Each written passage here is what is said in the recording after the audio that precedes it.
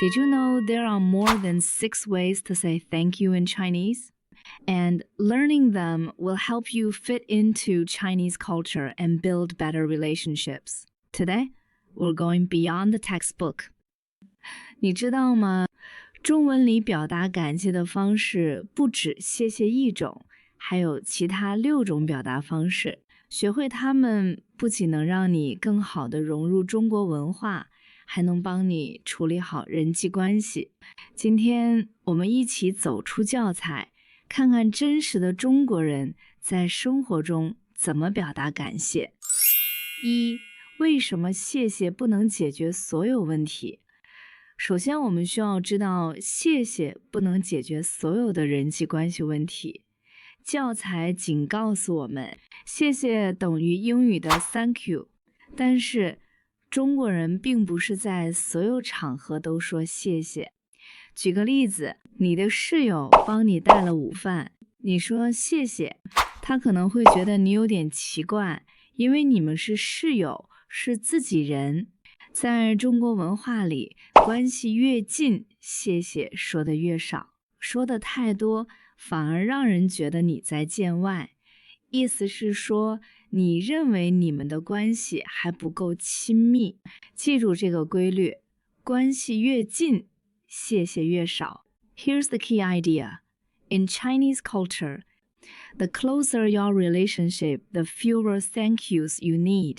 Too many can actually create distance. It makes the other person feel like you're treating them like an outsider.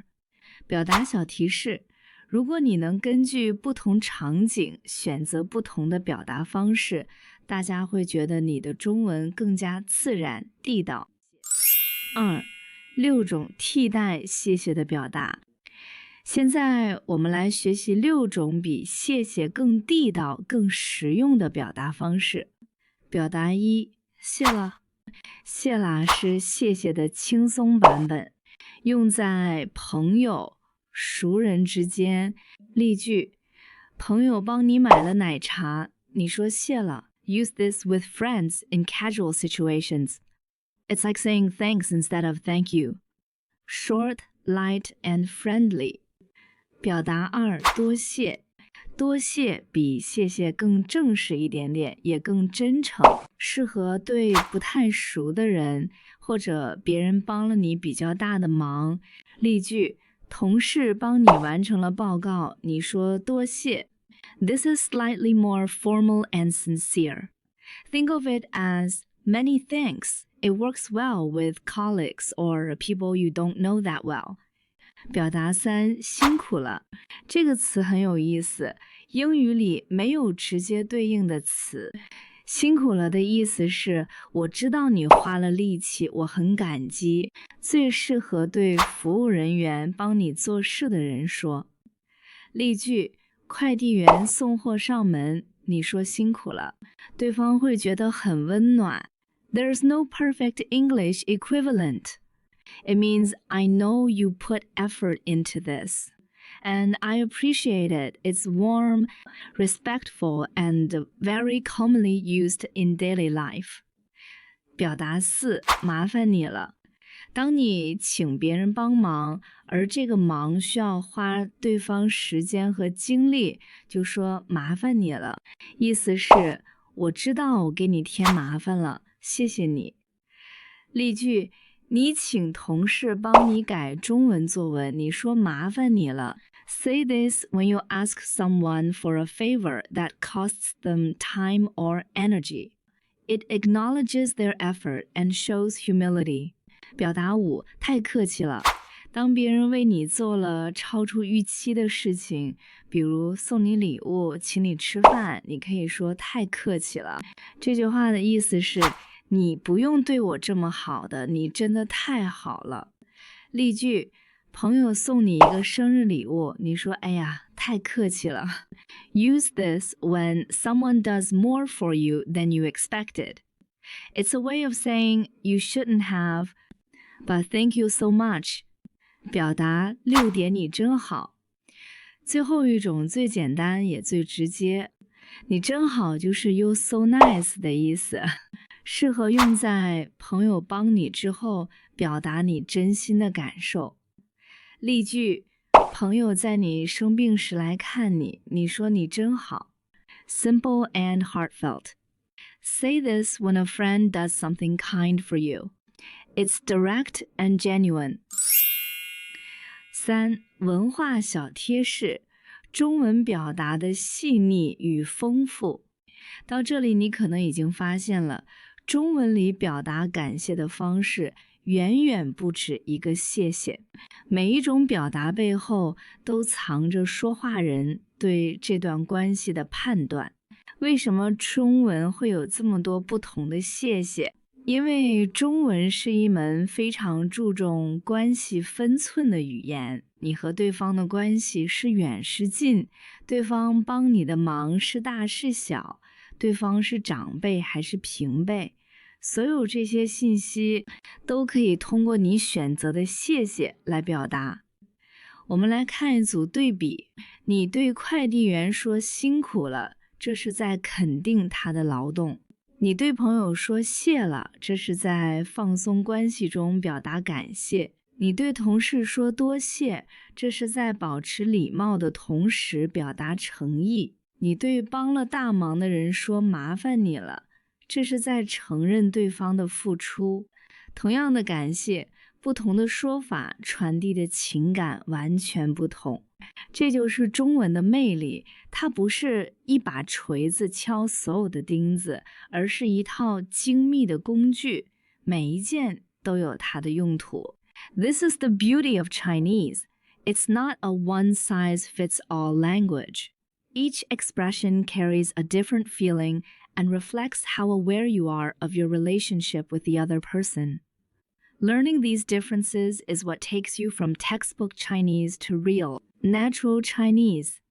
表达小提示，在 HSK 考试中，阅读理解部分经常会出现不同人物之间的对话。如果你能理解这些表达背后的关系含义，就能更准确地把握对话的语气和人物之间的关系，这对答题非常有帮助。4. 本期词汇跟读。现在我们一起来读一遍今天学的重点词汇，请大家跟我读。Now let's practice together. Please repeat after me. 谢谢。谢了。多谢。麻烦你了。太客气了。你真好。